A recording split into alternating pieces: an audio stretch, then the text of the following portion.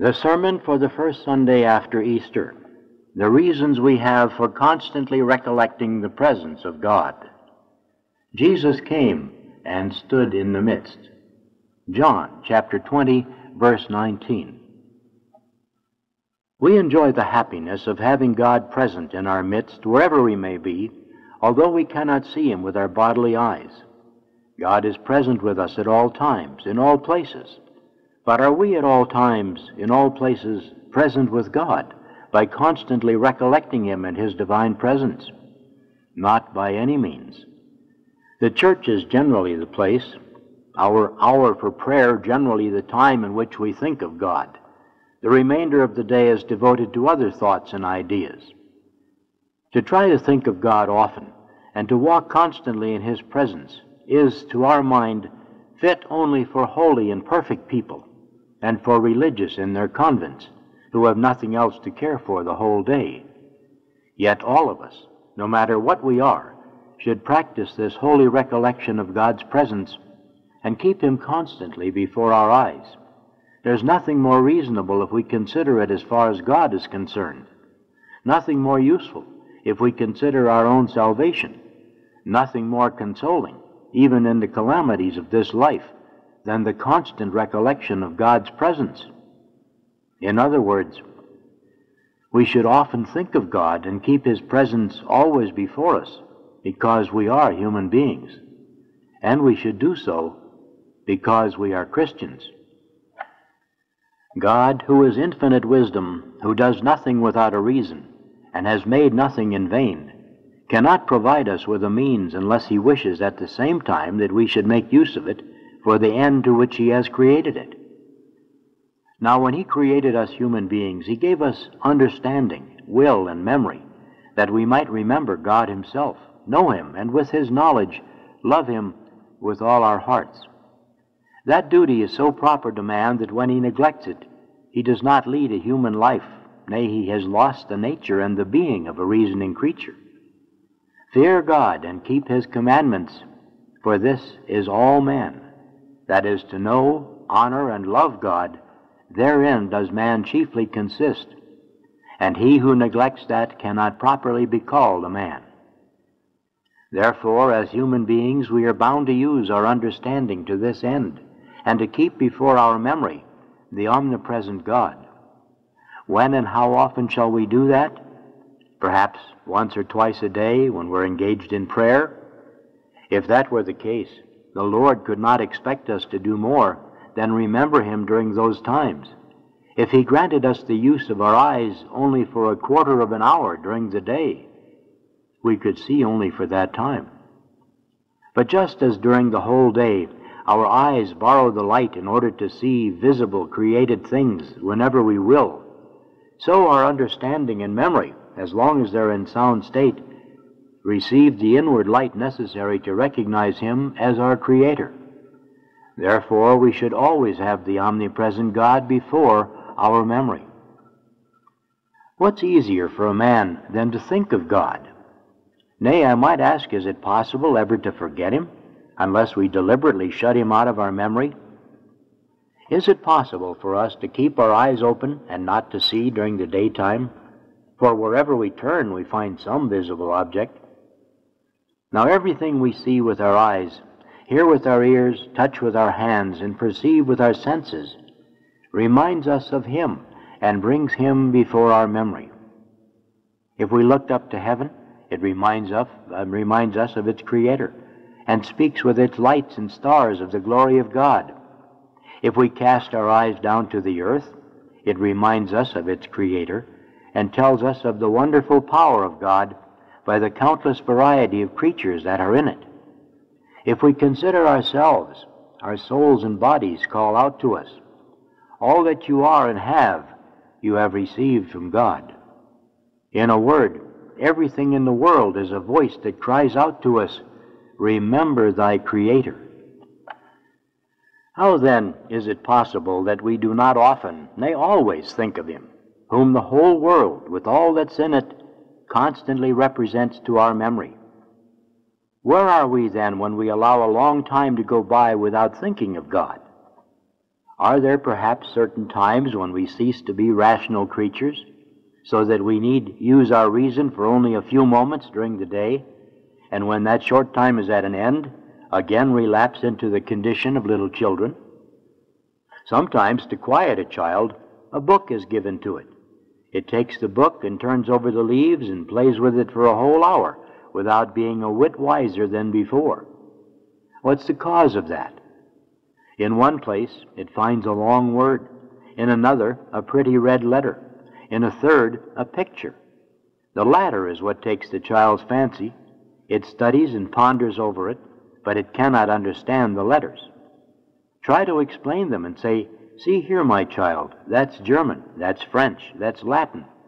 The child will hear what you say and will attend to it, but not a word will it understand.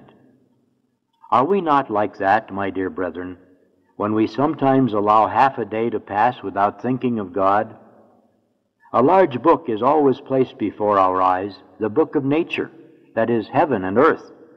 All the creatures therein are so many letters and words that explain to us the wisdom, omnipotence, providence, and other perfections of God. So many voices that cry out to us, "Remember thy Creator." We hear the voices and attend to them, for they make an impression on our outward senses, but we do not understand the language in which they speak to us of God. Our thoughts, cares, and speculations are concerned with what we see in the creatures themselves, with which we have to do.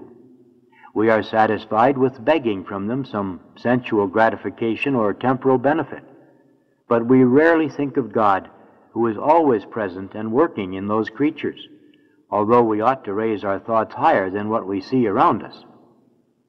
Man has no greater benefactor than God, no better or more loving father, no more faithful and affectionate friend. Can he find anyone who thinks so constantly of him as God? Whatever we have in and outside ourselves is his free gift. To him we must attribute it that we are alive and in good health. God bears us in his arms like a loving mother to protect us from all dangers of soul and body. He is in the earth to support us, in the water to cleanse us, in the air to refresh us, in the fire to warm us, in the sun to enlighten us, in our food and drink to nourish us, in our clothing to cover us. Thus the great God is always occupied with us, although he is not in the least want of us, and would be just as happy as he now is if we never existed. Nay, through all eternity, he never turned his thoughts away from us for a moment, and attended to us as if he had nothing else to do.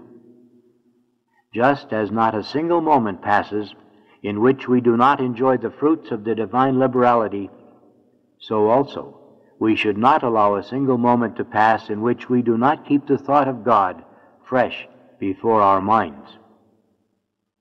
A Christian is more in the sight of God than a mere human being endowed only with natural gifts, for the Christian is raised above his nature by the grace he receives in baptism, and therefore is bound to perform all his actions, not only in a rational manner, according to the natural light of reason, but also in a supernatural manner, according to grace, with a supernatural spirit, for a supernatural end, that is, for God.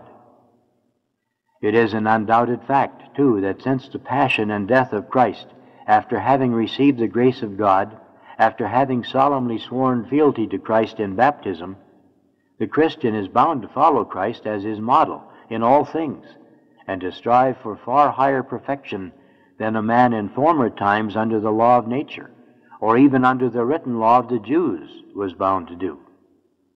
The Jew under the law of Moses was, so to speak, nothing better than the slave and bondsman of the Almighty. The Christian is the dear friend and child of God. The Jewish law was kept in the spirit of fear and trembling. The Christian law is a sweet yoke and a light burden that is to be borne in the spirit of love and childlike confidence. The Jewish law was announced by mere men. The Christian law is published by God himself. The sacrifices of the Jews were a mere imperfect shadow and figure of that most holy sacrifice in which we offer our God Himself on the altar. The sacraments of the Jews were a mere imperfect shadow and figure of our holy sacraments by which we share in the infinite merits of Jesus Christ. Now, if even the Jews under the old law were most diligent in keeping God before their eyes and in walking constantly in His presence, if their prophets, by the command of God, often exhorted them thereto, if God Himself commanded them to that end, nay, if even under the law of nature, which was far more imperfect than the Jewish law, that practice was common, how can we believe that we are dispensed from observing it? Has Jesus Christ perhaps left this holy and useful practice out of His most perfect law of love, just as He has abolished so many ceremonies and customs of the old law? Hear what He Himself says in the Gospel, and then you will see that He has prescribed this practice in a still more perfect manner. Watch ye therefore, praying at all times. When? In the morning, when you get up. In the evening, when you are retiring to rest. In the church, when you are hearing Mass. Before and after meals. No, at all times, without ceasing, as long as you are awake. We ought always to pray and not to faint. But how can we do that? Must we spend the whole day in the church on our knees? If so, things will fare badly in our households. Must we always have the prayer book or the rosary beads in our hands when we're at home? If so, what's to become of the work? How are tradesmen to earn their daily bread? Must we always keep our lips moving in prayer to God? But how could we eat and drink then, or carry on our conversation? No, such is not the case. What is prayer? An elevation of the mind and thoughts to God. But must we then always actually think of God and never let the thought of Him out of our memories? Neither is that required.